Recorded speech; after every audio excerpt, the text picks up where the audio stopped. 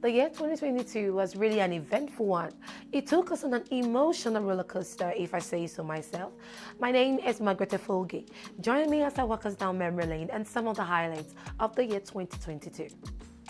On the 22nd of January, the federal government lifted the suspension on the microblogging site Twitter 7 months after it suspended the social media platform in Nigeria. Now, Twitter operations in Nigeria were halted sometime in June 2021 after the company deleted the comment by Buhari, provoking an international outcry over freedom of expression.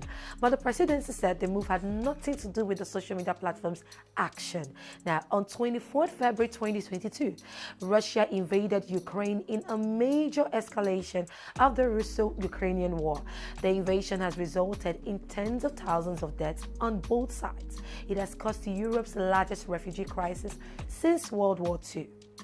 On March 7, 2022, we also reported the lifeless body of a young lady, Bamise Ayanwola, who was discovered naked near the Carter Bridge on Lagos Island and who was last seen boarding a BRT at Chevron, Lagos.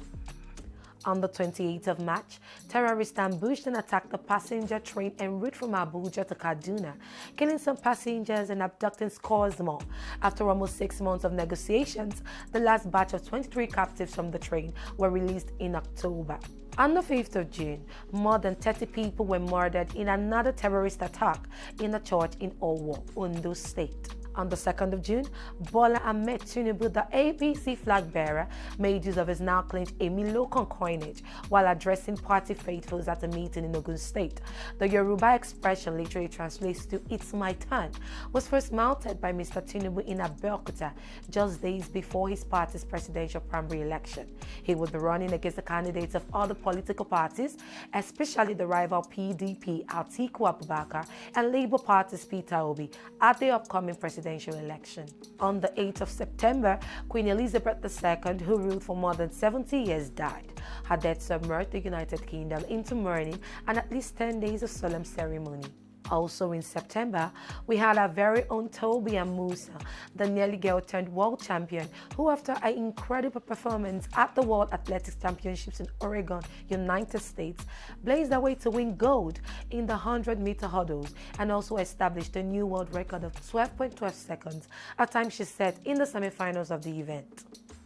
On the 18th of December, in probably the wildest final in the tournament's 92-year history, Argentina won its third World Cup title by beating France 4-2 in a penalty shootout after a 3-3 draw featuring 2 goals from the 35-year-old Messi and a hat-trick French forward Kylian Mbappe. In the same month, we had the Central Bank of Nigeria increase the maximum weekly limit for cash withdrawals across all channels by individuals and corporate organizations to 500,000 naira and 5 million naira respectively, which of course came 2 weeks after the Central Bank of Nigeria had earlier reduced the weekly over-the-counter cash withdrawal limit for individuals to 100,000 naira and that of corporate organizations to 500,000 naira.